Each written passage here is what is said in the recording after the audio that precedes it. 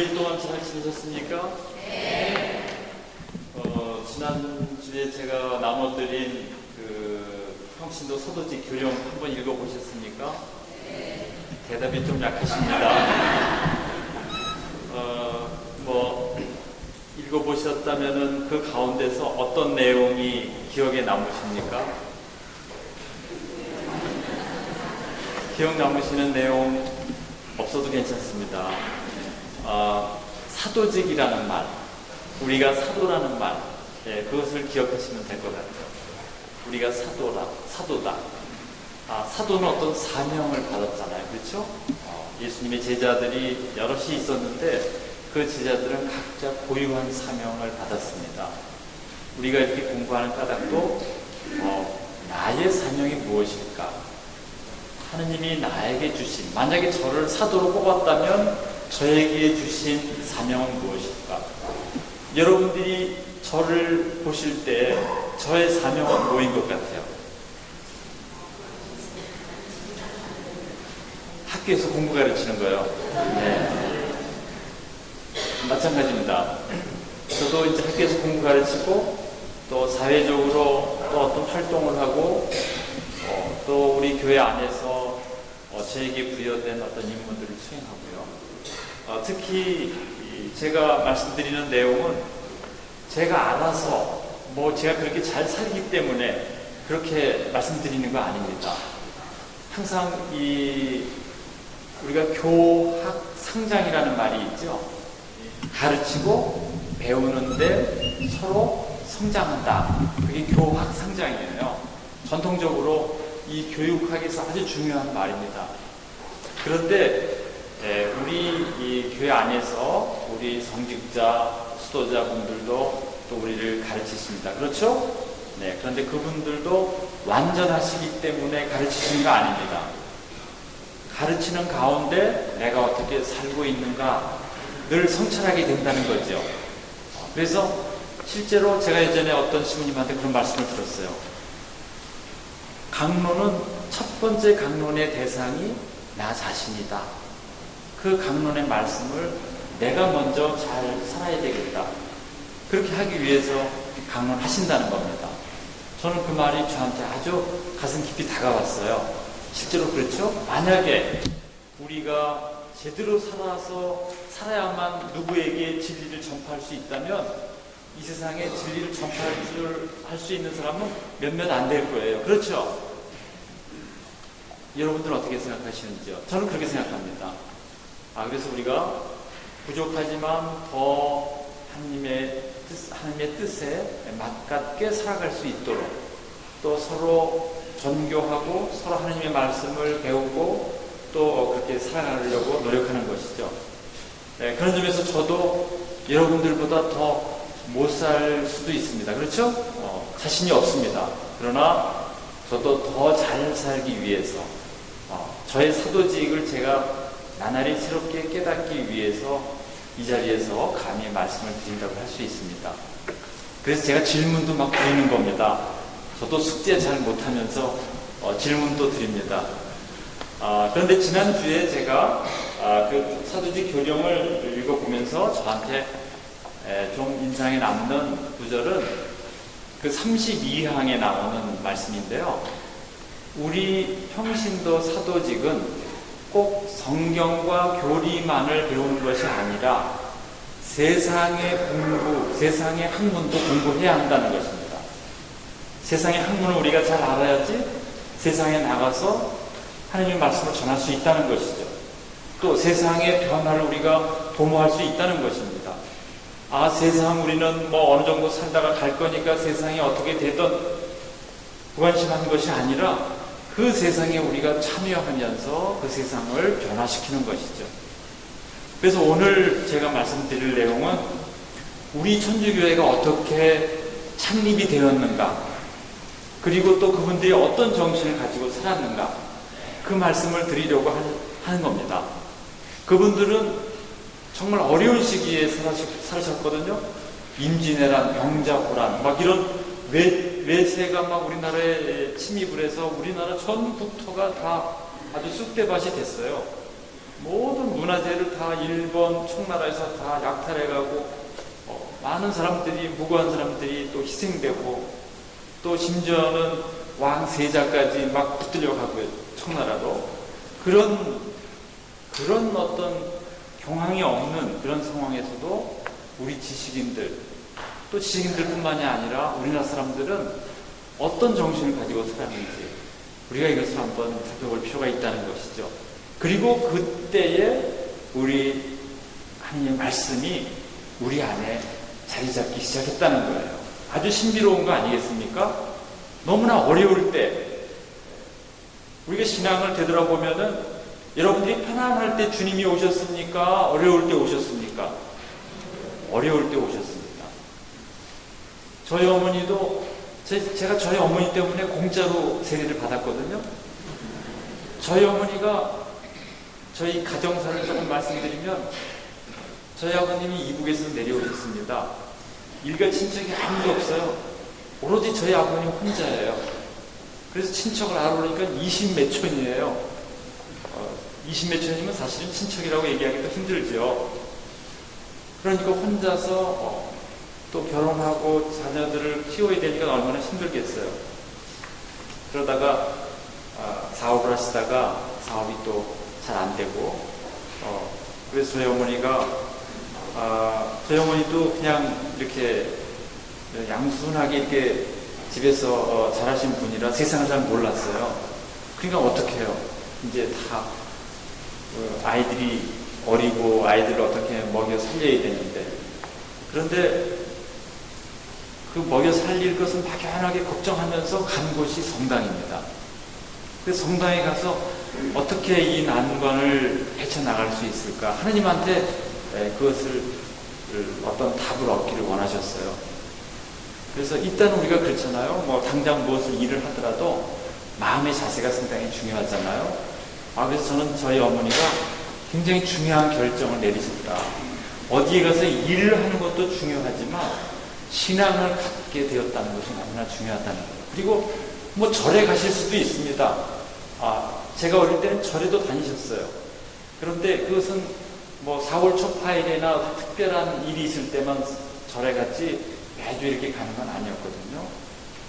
그런데 그 위기가 왔을 때 내가 신앙을 가져야 되겠다 이렇게 생각을 하시고 신앙을 갖고 신앙생활을 하시기 시작했어요. 그러니까 그 어려운 난관들을 하나하나 이렇게 헤쳐나가실 수 있는데요.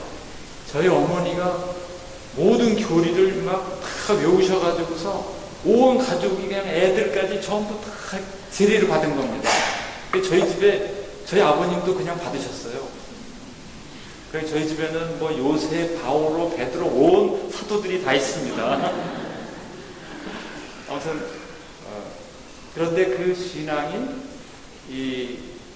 저희들을 올바른 그런 가치관을 갖고 살도록 도왔다는 거죠.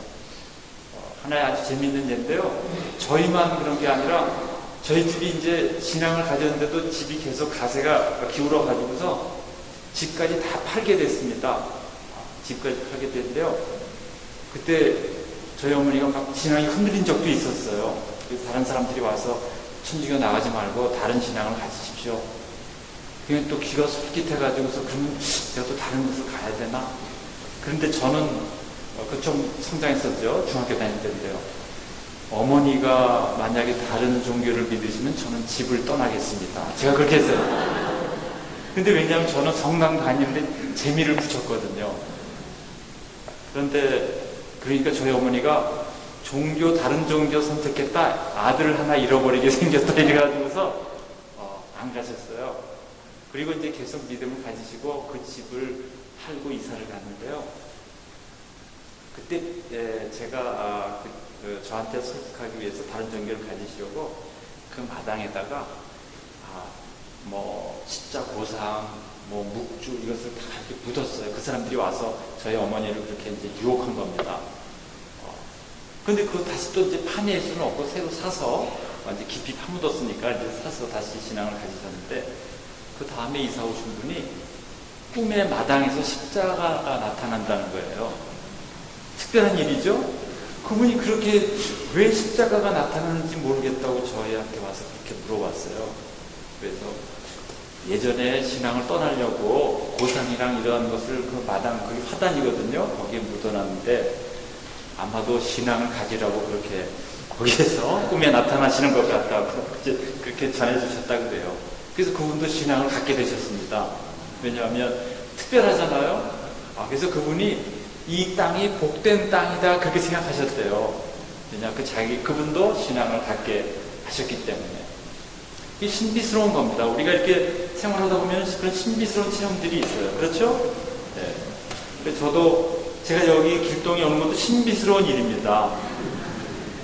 제가 어떻게 길동까지 오게 됐겠어요? 하느님이 저를 불러주지 않으시면 제가 여기 올 수 없습니다. 와서 이런 말씀 드릴 수가 없는 것이죠.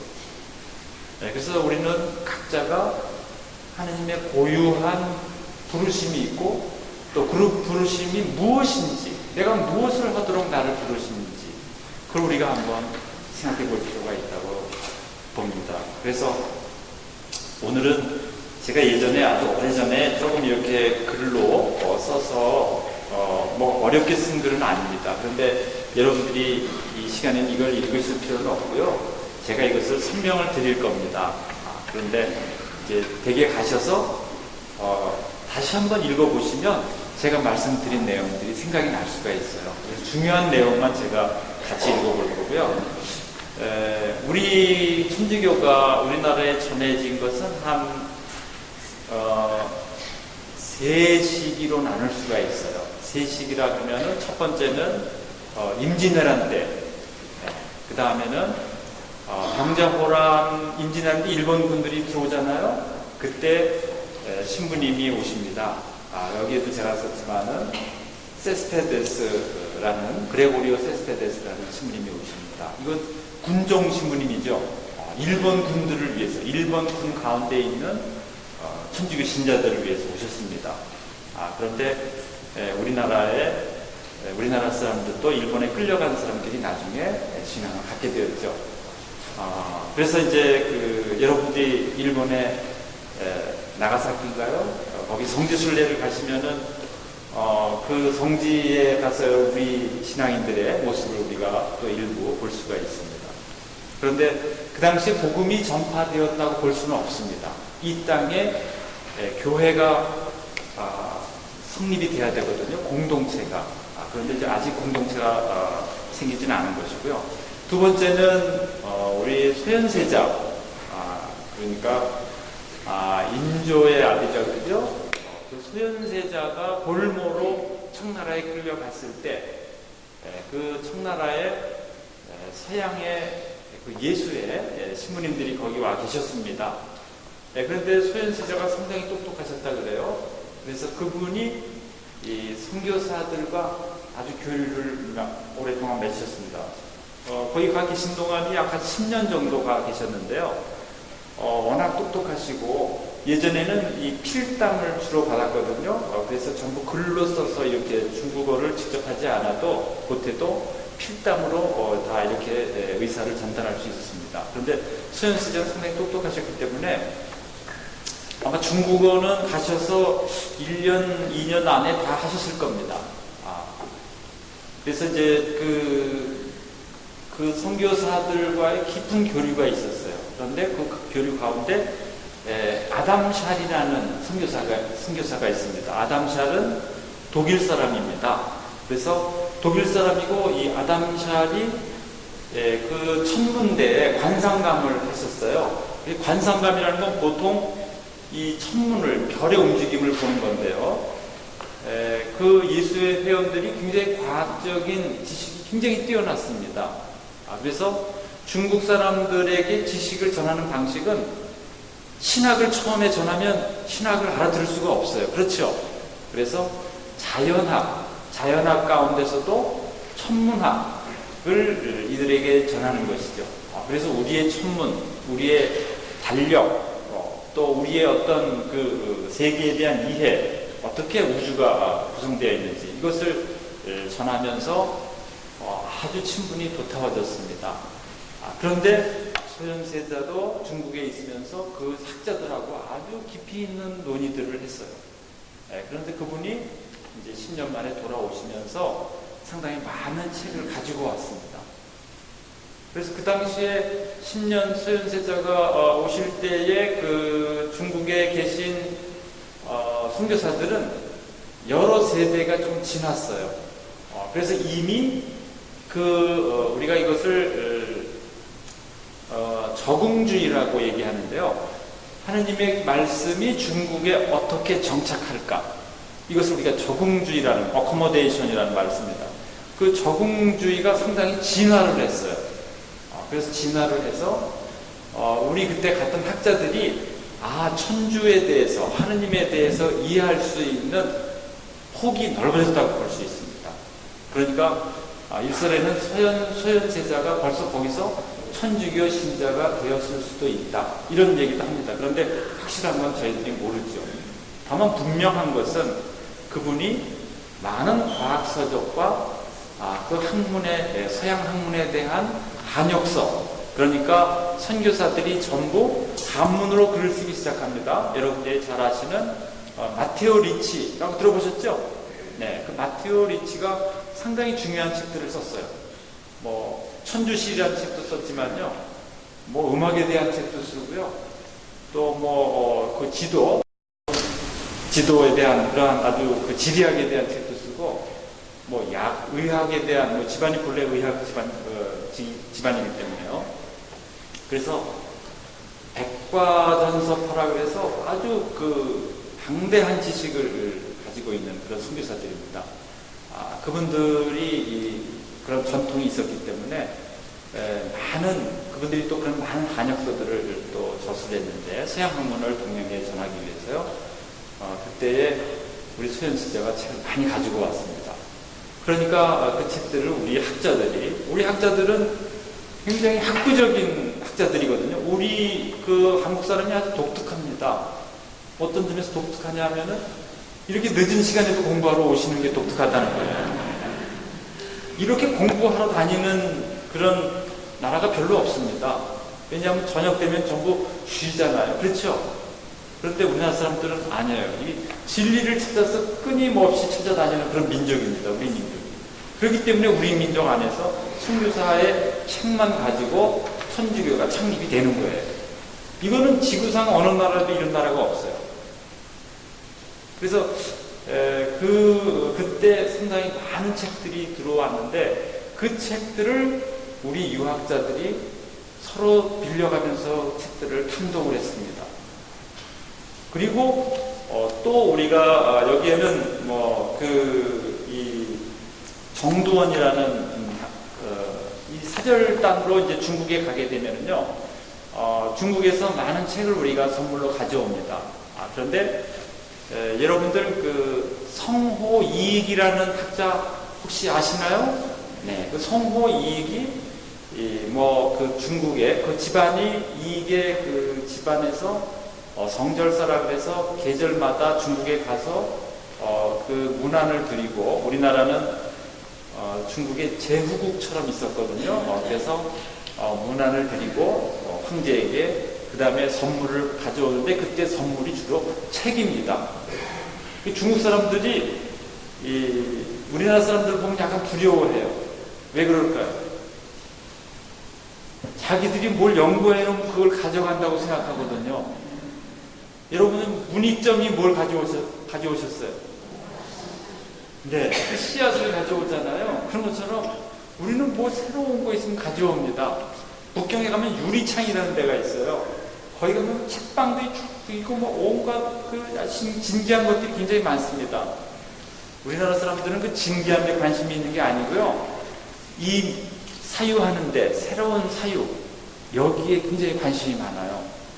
그래서 상당히 많은 책들을 가져옵니다. 그리고 그 책을 가지고서 깊이 공부를 했어요. 그래서 이 예술회원들이 서양의 학문을 동양에 이렇게 전해줬구나, 이 내용이 무엇이구나, 이것을 우리가 어느 정도 파악을 했습니다. 그래서 유학이 그 당시에 상당히 어려운 시기였어요. 왜냐? 나라가 어지러울 때는 무엇이 문제라고 생각하냐면은 그 정치 이념, 그 국가의 이념에 대해서 사람들이 회의하기 시작합니다. 어떤 우리가 이념을 가지고 있었기 때문에 나라가 이렇게 흔들리는가. 그런데 그 당시에 유교의 가르침은 정말 좋은 겁니다. 유교의 가르침은 아주 간단해요. 사람다운 것, 그리고 의로운 것입니다. 여러분들 인의라는 말 아시죠? 제가 이렇게 써드려야 될 것 같아요.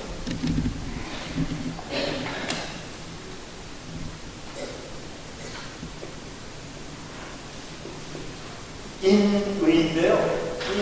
이 인이 사람다운 거고, 이 의가 공정한 것, 의로운 것, 사회적인 걸 얘기해요. 맹자께서 양해왕이 이 맹자를 뵙고 우리나라를 부강할 수 있는 방법이 무엇입니까? 그랬더니 맹자가 뭐라고 말씀하셨다 그래요? 나라를 부강하게 하다니요, 오로지 사람이 사는 데는 인의가 있을 뿐입니다. 이렇게 얘기했어요. 그래서 인과 의는 동양에서 아주 중요한 하나의 가치입니다. 궁극적 가치예요. 그러니까 유교에서는 사람다운 것인데, 그때의 유교는 상당히 의례적인 것, 제도적인 것이 아주 경직되어 있었어요. 그래서 이 나라가 상당히 안정되지 못하고 외세의 침입에도 많이 흔들렸다고 볼 수 있는 것이죠. 그런 시기에 서양 학문이 들어오면서 서양 학문을 가지고 우리가 우리의 삶의 가치라든지 삶의 양식을 우리가 새롭게 해야 되겠다, 이런 생각을 가졌습니다. 그런데 유교를 폐지하는 건 아니었어요. 항상 유교의 근본을 두고서 어떻게 우리가 더 나은 삶을 살 수 있을까, 이런 생각들을 이제 했다는 것이죠. 그래서 이렇게 같이 모여서 공부하는 학자들이 생겼는데, 여러분들 천진항 가보셨죠? 네. 안 가보신 분도 여기서 멀지 않습니다. 경기도 광주. 그리고 또 우리가 강을 타고 올라가면은 또 저쪽에 배알밀이라는 데가 있어요. 양수리 좀 못 가서요. 거기를 통해서 또 이렇게 넘어가면은 이제 경기도 광주로 들어가게 되는데, 이 천진항 이곳에서 학자들이 모여서 공부를 하기 시작한 겁니다. 그런데 그 공부는 주로 서학서를 가지고 공부를 했어요. 그러니까 예수 회원들이 한문으로 정리해놓은 서양의 성서, 교리, 신학, 이런 내용들을 이제 공부한 겁니다. 그런데 그 공부 내용이 유학의 가르침과 크게 다르지 않다, 이런 결론을 내렸어요. 이분들이요. 그래서 처음에는 권철신이라는 분이 주도를 했습니다. 권철신이 연세도 그 가운데서는 연장자고 많고 연장자라서 그 모임을 주도적으로 이끌고 왔어요. 그런데 그 가운데서 학식이 제일 높기로는 이벽이라는 분, 광암 이벽이라는 분이 학식이 제일 높았어요. 우리도 그렇잖아요. 젊은 분이 아주 뛰어난 학식을 가진 분들이 있잖아요.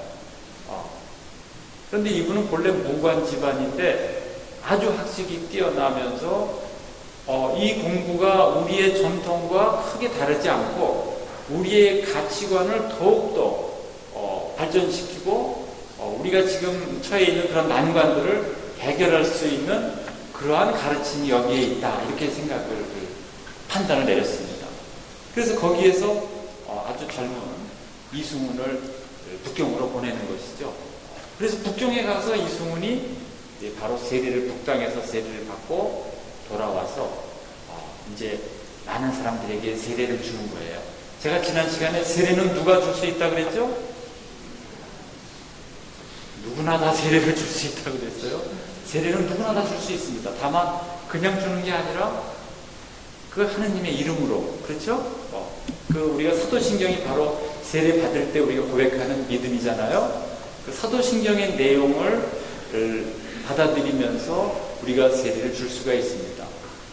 그래서 그 이승훈이 세례를 받고 여러 그 동료들에게 세례를 줬습니다. 그래서 공동체가 생기기 시작한 것이죠. 그래서 우리가 그때 우리 천주교회가 창립되었다 이렇게 얘기하는 것입니다.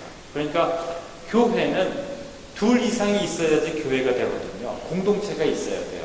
그래서 이분들이 단지 학문으로만 수학을 공부한 것이 아니고 이제 믿음으로 그것을 실천한다는 겁니다. 그렇게 산다는 거예요. 그래서 이분들이 거기에 나오는 책들을 다 읽고서는 주교님도 거기에 있고요, 신부님도 있고 다 직책을 또 만들었습니다. 대단하죠? 어떻게 그런 발상이 있었는지 몰라요. 그냥 대충 이렇게 뭐 공부한 게 아닙니다.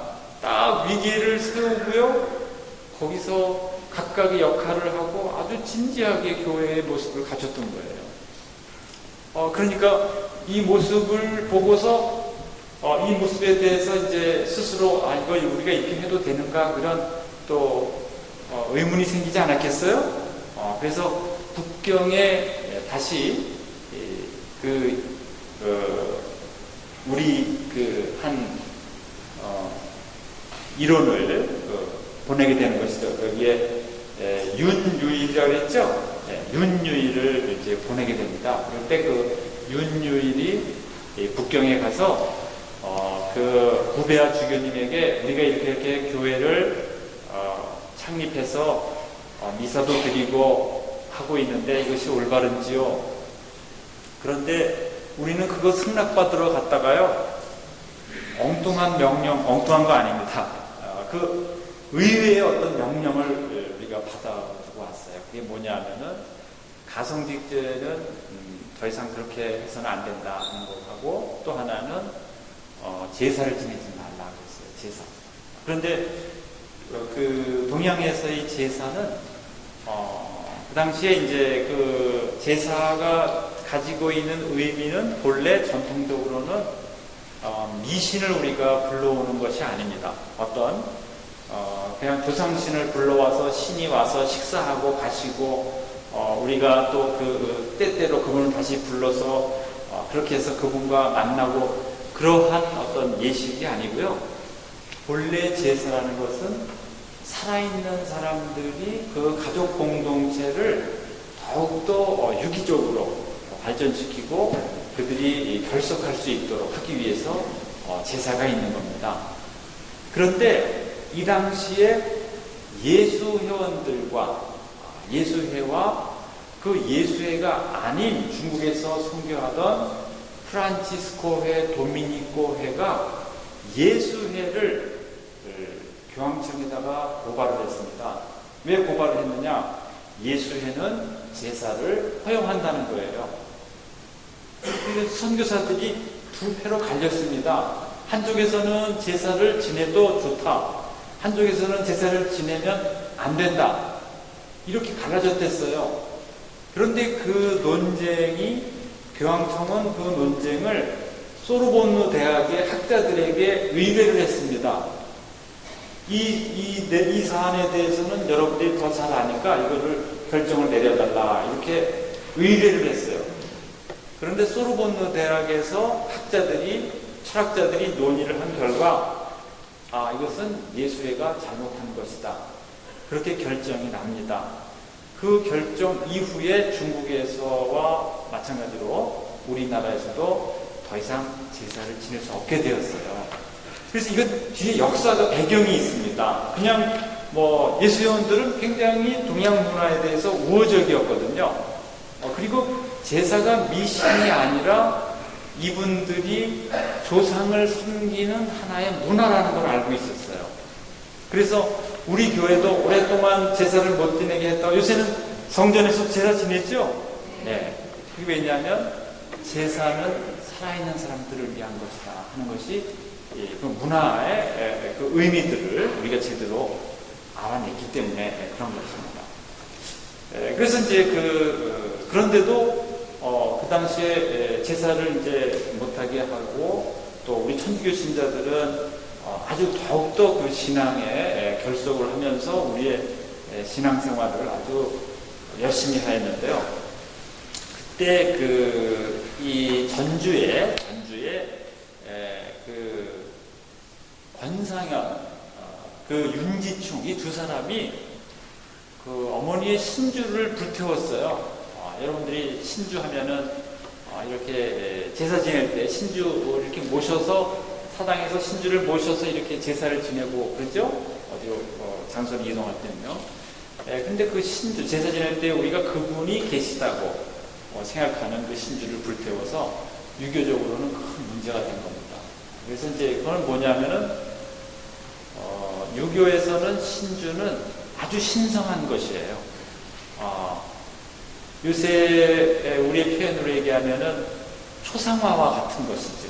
어떻게 보면 초상화보다 더 중요합니다. 마치 그분이라고 볼 수 있어요. 바로 그분. 그런데 그 신주를 불태웠어요.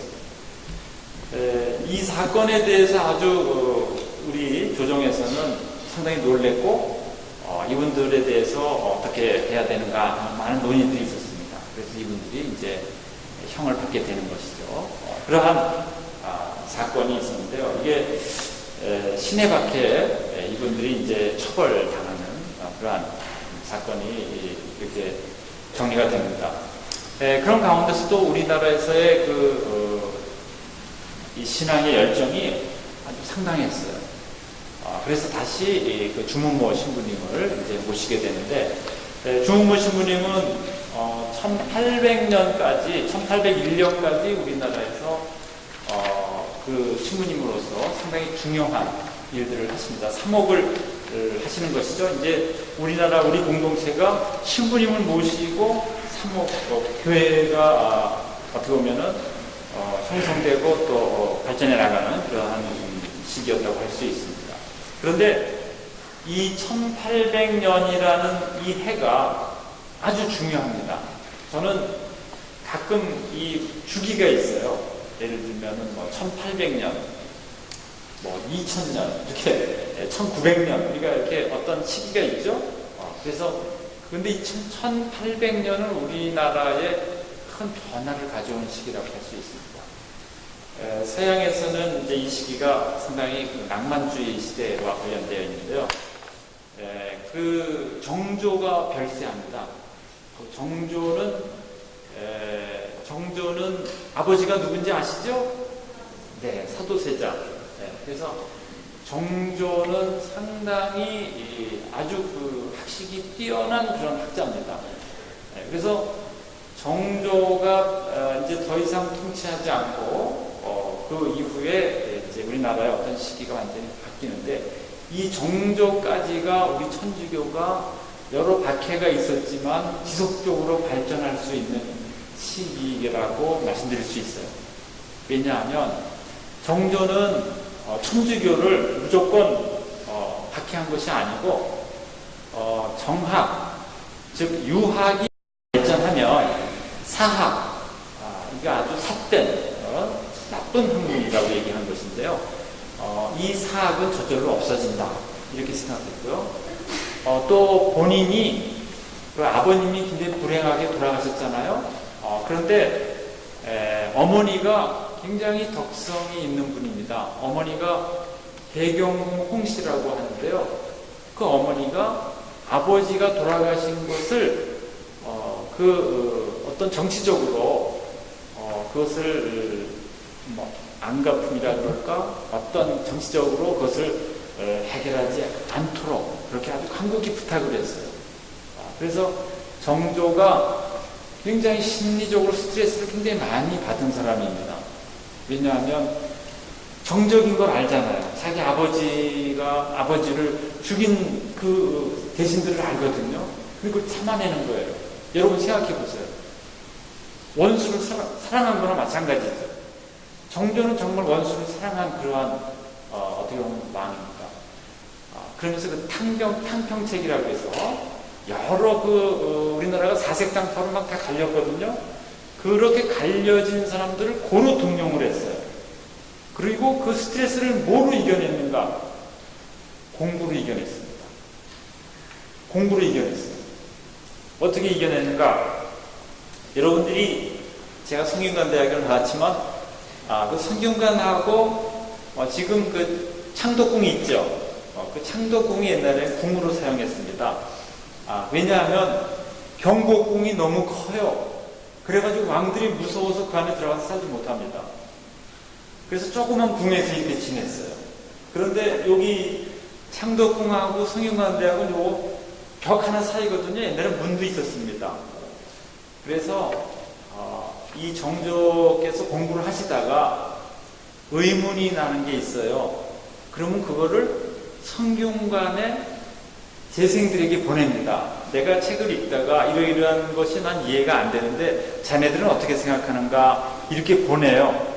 그러면은 참 재밌죠? 그 왕이 공부하다가 모르면은 뭐 대신한테도 물어볼 수 있는데 재생들한테 보내요. 그럼 재생들은 대신하고 어떤 차이가 있겠어요?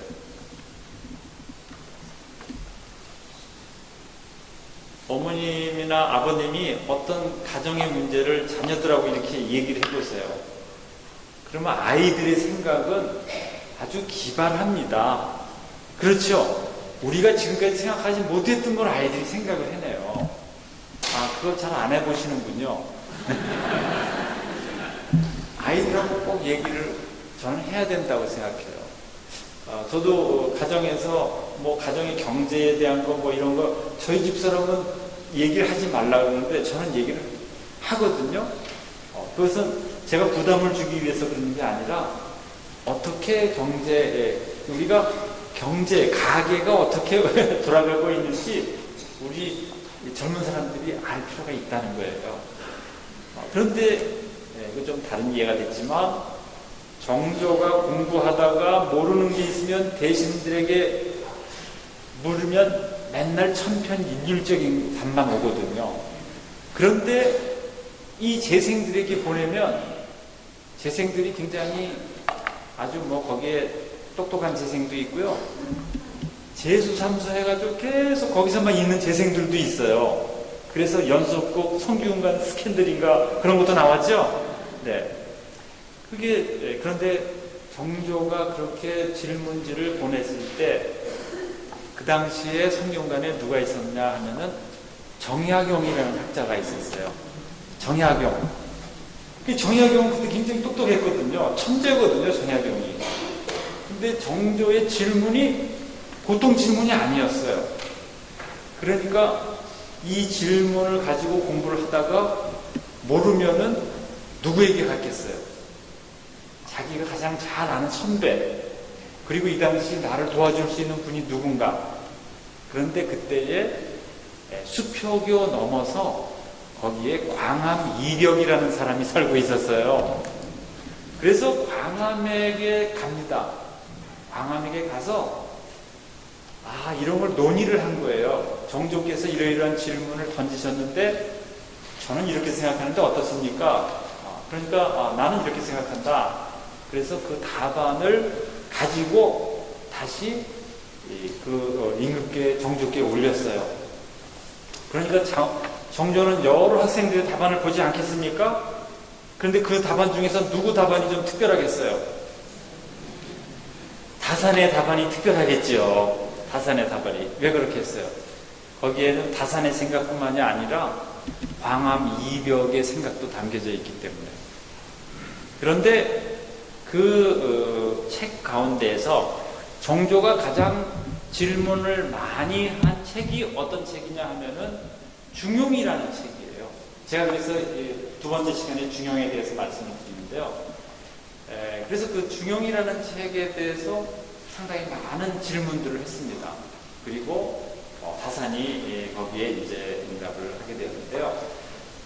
그 응답하는 가운데에서 다산과 이벽은 유교를 아주 깊이 있게 아주 그 유실론적으로 또 이렇게 이해하는 그런 계기를 또 갖게 된 것이죠. 그래서 정조는 어떤 신앙을 갖지는 않았지만 신앙을 가진 학자를 막론하고 어떤 학자든지 그들의 어떤 사유, 그들의 열린 사유를 아주 이렇게 수용하는 그런 아주 넓은 마음이 넓은 그러한 왕이었습니다.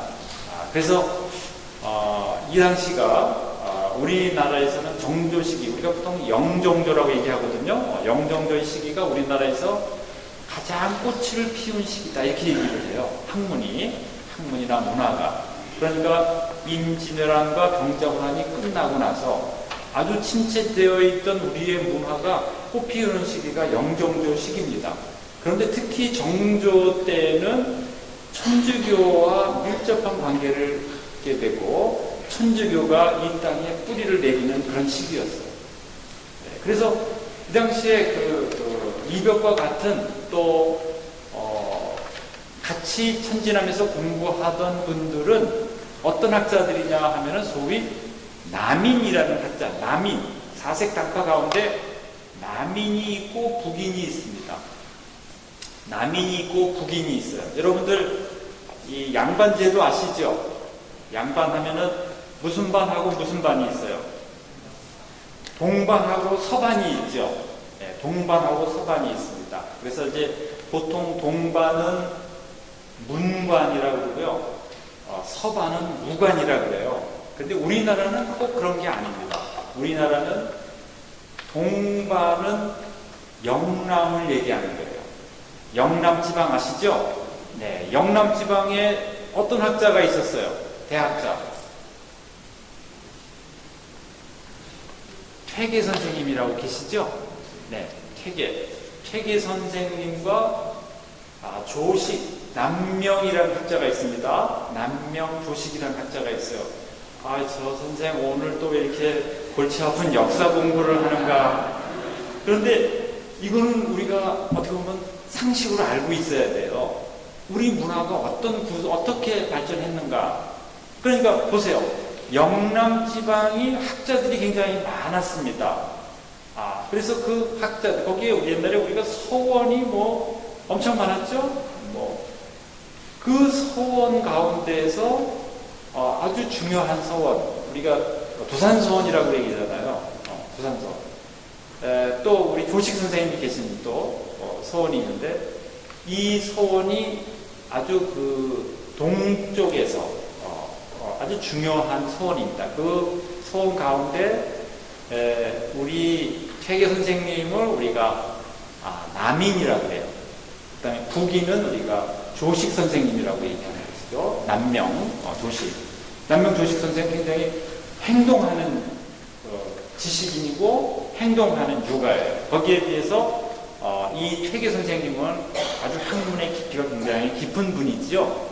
그런데 이 남인의 학자들의 일부가 이 경기도 지방에서 활동합니다. 경기도 지방에서요. 그러니까 학문의 전통은 퇴계 선생님의 후예들이에요. 그분들이 경기도 지방, 지금 우리가 얘기하면은 저기 수원 근처에 있죠. 우리가 경기라는 말 자체가 이 서울경을 중심으로 가에 있는 곳이 경기예요. 가까울 기자거든요. 그 말이. 여기도 옛날에는 어디였습니까? 경기입니다. 경기예요. 그래서 서울에 여기 다 경기예요. 여기 지금 다 광주군입니다. 그렇죠? 예, 광주 땅이에요. 그러니까 저기 제가 둔천동에 거기 둔천굴이라고 해서 제가 거기도 한번 가본 적이 있습니다. 그런데 이분들이 바로 남인 계열이에요. 그러니까 퇴계 선생님의 가르침을 이어가는 사람인데, 이분들은 굉장히 가난한 선비들이에요. 영남에는 어떻습니까? 영남에는 연고가 있기 때문에 이들이 경제적으로 안정되어 있습니다. 그런데 이렇게 서울로 와 있는 학자들은 연고가 없어요. 경제적 기반이 없어요. 상당히 흔들리고 있는 것이죠. 그런데 이분들의 특징은 뭐냐? 아주 혁명적이라고 얘기할 수 있어요. 새로운 학문에 대해서 늘 마음을 열고 그걸 받아들일 수 있는 사람들이다. 이렇게 말씀드릴 수 있어요. 그래서 우리 동반이라고 얘기하는 동반은 영남의 지방의 학자들, 퇴계 선생님과 남명 조식 선생님의 후예들이 영남에서 유학을 이끌어갔다 하면은 서반이라고 보통 얘기하는 물론 이제 거기에 이 호남, 물론 호남에도 남인 학자들이 있지만요. 특히 그 율곡 선생님을 중심으로 해서 경기도 지역에 율곡 선생님을 중심으로 한 우리가 노론소론이라는 학자 들어보셨죠? 네, 이 학자들이 다 율곡의 제자들입니다. 그래서 특히 이제 송시열 잘 아시죠? 네, 이 송시열이 굉장히 중요한 학자예요. 노론은 나이 든 학자들이고요. 소론은 좀 젊은 학자들이에요. 그런데 이분들은 상당히 율곡 선생님의 학문의 경향을 따르는 사람들이다. 근데 재미있는 것은 퇴계 선생님이 굉장히 보수적일 것 같잖아요. 근데 학문이라는 건 좀 항상 그런 게 아니에요. 퇴계 선생님은 오히려 굉장히 열려 있었어요. 퇴계 선생님의 특히 남이는 외래의 학문들을, 특히 선교사의 책들을 상당히 많이 탐독을 했습니다. 그런데 이쪽에 율곡 선생님의 후예 가운데 특히 노론, 송시열을 중심으로 한, 여기 송시열 또 후에 계실지 모릅니다. 근데 송시열 굉장히 대단하신 분이죠. 그분은 의례, 정통적인 그 의례를 상당히 중요하게 여겨요. 예속 논쟁이라는 게 있었습니다. 전례 논쟁이라고도 얘기하는데요. 그 예속 논쟁에서 아주 엄격하게 국가의 국조 오례이라는 것이 있습니다. 예전에 국가에서 어떻게 지켜야 될 5가지 의례가 있는데 그 의례를 아주 철저하게 지키도록 한 학자예요. 그러니까 제가 송시열 선생님을 이렇게 생각하면은 좀 잘 안 맞을 수도 있는데 성경에 나오는 바리사이 비슷하게 저는 생각이 들어요. 왜냐하면 의례가 사람을 위한 게 아니라 의례를 위한 것이 되기 때문에, 그래서 그 의례 때문에 당신이 생각하는 의례를 받아들이지 않으면 전부 사문난적처럼 이렇게 그분들을 배척했어요. 그래서 노론이 장악하고 있을 때는 다른 사람들이 조정에 들어가지 못합니다. 엄격하게 그 지위들을 확보하고 있기 때문에. 그런 시기에 조정에 들어가지 못한다 하더라도 이 새로운 학문을 우리가 받아들여야 되겠다. 그리고 이 새로운 학문을 통해서 우리가 가지고 있는 이러한 어려움들을 극복해 나가야 되겠다. 이런 생각을 했었습니다. 그래서 이제 이벽 선생님을 중심으로 해서 모임이 이루어졌는데, 상당히 우리가 주목할 것은 이 당시에 천주교의 교리를 학문으로만 배우는 것이 아니라 삶의 실천을 통해서 그 학문을 살아냈다는 것이에요. 그게 상당히 중요합니다. 그러니까 1800년에 노비안이 폐지가 됩니다. 국가에서 공식적으로 노비를 없앤다 그래가지고 노비안이 폐지가 돼요. 그럼 노비들이 이제 없어집니다. 노비들이 없어지니까 어떻게 돼요? 그 노비들이 전부 양반이 될 수 있겠죠? 양반 될 수 있겠습니까? 우리말에 그런 양반 노릇 정말 힘들다 그런 말 있죠? 그게 다 이 시기서부터 시작된 겁니다. 그러니까 이제 사람들이 사유재산에 대해서 관심을 갖기 시작했어요. 열심히 일하면 내가 어떤 부를 축적할 수가 있죠. 그 다음에 이제 부를 축적하게 되면은 나도 좀 양반 행세를 할 수 있잖아요. 그래서 사회에 큰 변동이 일어났는데 이 당시에 중요한 역할을 했던 사람들이 있어요. 그 사람들이 소위 중인이라는 계급입니다. 중인 계급들은 아주 전문직을 가지고 있었던 사람들이에요. 그래서 어떤 의학과 관련되어 있는 거라든지 어떤 기계 설비와 관련되어 있는 거라든지 또 천문 이런 것에 어떤 그런 걸 다룬다든지 전부 전문 직종, 지금으로 얘기하면 어떤 프로페셔널한 그러한 직업을 가지고 있는 분들이 다 중인입니다. 소위 우리가 역관이라고 얘기하죠. 통역하는 분도 중인이에요. 그럼 지금 생각하면은 그분들이 상당히 하이클래스라고 생각이 되잖아요. 그렇죠? 그래서 그분들이 그 아주 고리타분한 유학자들과는 달리 상당히 외국의 문물에 대해서 열려 있었고 또 외국 문물을 아주 수용하는 그런 탐구 정신, 그런 어떤 개혁 정신 이런 것들이 있었어요. 그래서 중국에서 많은 문물이 들어올 때 이분들이 그것을 먼저 공부하는 겁니다. 여러분들 한번 생각해 보세요. 통역을 하면은 그냥 통역만 하고 나는 내 일 다 했다 이렇게 생각하겠어요? 아니면 그 통역의 내용에 대해서 관심을 갖겠습니까? 통역의 내용에 대해서 관심을 갖는 것이죠. 그래서 이분들이 우리 문화에 새로운 어떤 주역으로 등장하기 시작하는 거예요. 그래서 여러분들이 잘 아는 명동성당 근처, 사실은 명동은 청계천 이남이잖아요.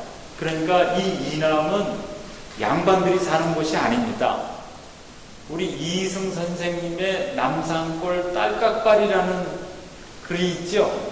그 딸깍발이 뭐예요? 전부 잔반이거든요. 더 이상 벼슬 할 수 없어요. 그래서 남산 밑에 사는 겁니다. 청계천 건너에 사는 거예요. 그런데 거기에 중인들도 많이 살았어요. 잔반, 중인 이런 사람들이 거기에서 자기들의 어떤 사회적 지위들을 유지하고 있었는데 이분들이 천주교를 공부하기 시작한 거예요. 그래서 이분들이 천주교가 정말 우리에게 새로운 우리를 살게 하는 그런 가르침이다. 정말 우리를 인간답게 하는 가르침이다. 왜냐? 노비안이 폐지되었지만 사람들이 평등의식을 갖고 있지 않죠. 저 사람은 예전에 우리 집에서 일하던 누군데, 저 사람은 어떤 하인인데, 그리고 여성들도 여성의 지위가, 사회적 지위가 상당히 낮았죠. 그렇기 때문에 서로 제도적으로는 그것을 폐지했지만 사회는 아직 그것을 수용하지 못하고 있었어요. 그런데 천주교가 들어오면서 천주교가 모든 사람이 하나님 앞에서 다 평등하다 하는 이러한 진리를 가르치고 있잖아요. 그러면서 그렇게 한 형제처럼 산 겁니다. 그러니까 이 중인과 잔반들과 특히 여성들이 상당히 천주교에 관심을 많이 가졌습니다. 그래서 이 당시에 우리가 나중에 황사현 백서로 알려지지만 여성 신도가 상당히 많이 증가되었고요. 또 궁중에 있는 여러 그 여인들이 또 왕후도 가톨릭을 받아들일 정도니까요. 그렇게 해서 천주교를 받아들일 정도니까 이 궁중에까지 천주교의 가르침이 전부 스며들었어요. 그런데 서로를 보호해주고 밑에 하녀와 궁녀들 사이에서 또 대등한 인간관계를 경험하게 된 겁니다. 이것은 여러분이 지금 아마 상상하기 힘들 것 같아요. 저도 상상하기 힘든데요. 만약에 우리가 계급이 있는 사회에서 사는데 서로가 대등한 관계가 되었다는 것은 하나의 혁명이 일어난 것이죠. 그런 혁명이 일어난 것입니다. 그러한 혁명적인 삶을 이분들이 살아내면서 아주 천주교가 이들 안에서 아주 급속도로 확산되기 시작한 거예요. 그래서 유교가 가지고 있었던 그러한 어떤 가르침이 이 천주교를 통해서 새롭게 어떤 면모들을 갖게 되었다. 그건 왜 그러냐면은 이 당시에 학자들, 그 천진함에서 서학을 받아들인 학자들은 학문적으로 접근했다면 중인과 잔반과 여성들은 신앙으로 받아들였거든요. 그래서 신앙으로 이분들이 이걸 실천한 삶을 살았어요. 물론 권철신, 권일신, 이승훈, 이가환 이런 분들도 유학자로서 그런 삶을 선택하고 나중에 치명당하게 되지만 이분들이 그 전체적인 신앙 공동체는 저는 중인 그리고 여성 교우분들을 통해서 성숙해 갔다 이렇게 볼 수 있겠습니다. 그래서 그분들의 어떤 고백을 보면요, 제가 그 4쪽 아래 윤지충이 자기 신주를 태운 다음에 붙들려 갔죠. 그러면서 이제 공순한 내용이 있습니다. 그러니까 취조하면서 자기의 의견을 밝히는 것이죠. 취조할 때. 그래서 거기에 그런 말이 있어요. 천주는 어떤 분인가? 중국 서적에서 중국 고전에서 상제라고 일컫는 것이 바로 천주다. 그런데 이 말은 뭐냐면 시경이나 서경에 나오는 상제가 바로 이분들이 전하는 천주다. 그런데 사람이 천지간에 날 때 살과 피를 부모에게서 받았으나 사실상 이것을 주는 분은 천주이다. 충성의 뿌리도 천주의 명령이고 교도의 뿌리도 천주의 명령이다. 그렇기 때문에 이 교는 참된 마음으로 천주를 섬기는 종교인이 중국의 경서에서 경서 4서 5경에서 가르치는 바와 크게 합하는 점이 있다고 나는 믿는다. 그런데 죽은 사람에게 술과 밥을 드리는 것은 천주교에서는 금하는 바다. 호는 덕으로서 음식물을 삼는다. 형체가 없는 것이 형체가 있는 것을 식료로 할 수 없다. 또 서인이 신주를 세우지 않아도 나라에서 범이 서인이라는 것은 보통 사람들입니다. 어떤 양반이 아니면 서인이 신주를 세우지 않아도 나라에서는 벌을 주지 않는다. 가난한 선비가 제사를 드리지 않아도 무례됨이 없다고 하였다. 그러므로 신주를 세우지 않고 제사를 드리지 않으면 오직 천주 때문이지 결코 나라의 법을 깨려고 하는 것이 아니다. 이 말씀 여러분들 얼마나 명료합니까? 그렇죠? 네. 그리고 저는 이 말씀 가운데서 호는 덕으로서 음식을 삼는다. 이 말씀이 너무나 좋은 말씀이에요. 이건 뭐냐? 우리가 제사를 지내는 것은 내가 덕을 쌓는 것이 바로 하느님에게 제사를 지내는 것이다. 우리 성경에도 그런 말씀 나오죠? 네. 우리가 하느님에게 예물을 드릴 때 서로 화해하고 용서하는 마음을 서로 갖는 것. 그게 바로 덕을 쌓는 것이죠. 그것이 더 큰 예물이라는 겁니다. 이때에 이 학자들이 벌써 이런 생각들을 했다는 거예요. 저는 그래서 이런 생각들이 아주 혁명적인 그러한 사유가 아니었겠구나 그렇게 생각합니다. 좀 들을만 하십니까? 네. 그럼 좀 다행입니다. 조금 쉬었다가 말씀드리겠습니다.